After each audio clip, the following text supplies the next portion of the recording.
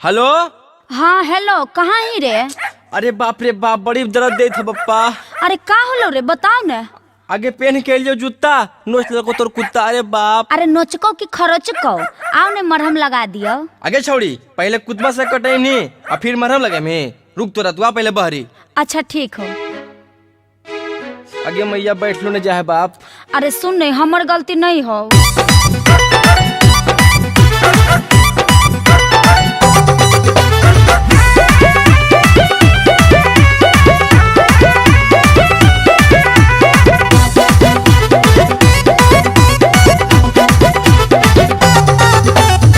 बार कहलियो तोरा आई है न गेट से, चढ़ जाई है पिछला खिड़की के पलेट से।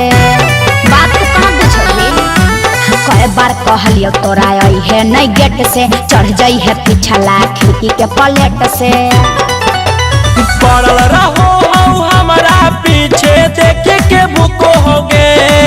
पड़ल रहो हमारा पीछे, देखे के भूको होगे।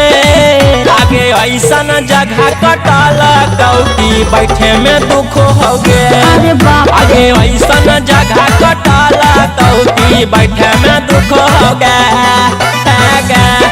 हमरा तो तोरे पर डट लगो। हाँ तो हम ही कहले हलियो कि गेट से आई है। Music by Chandan Singh.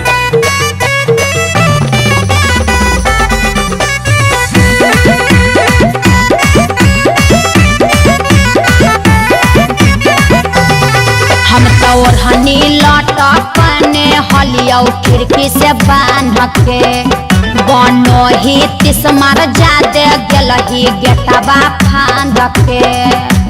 ऐसे तोरा करे की जरूरत हलो रे?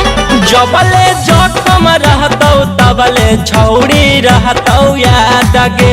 प्यार के चक्कर में हो गेलियै छौड़ी बर्बाद गे।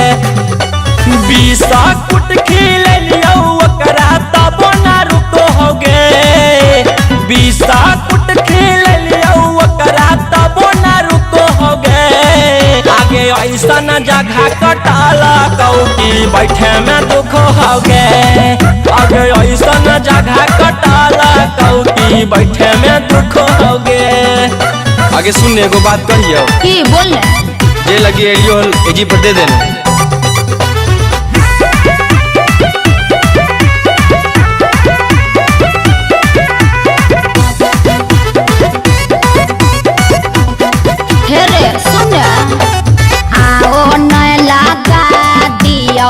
पर मर हमरे देखल न जा हकौ दुखबा तोर सनम रे। अरे आने लगा दियो।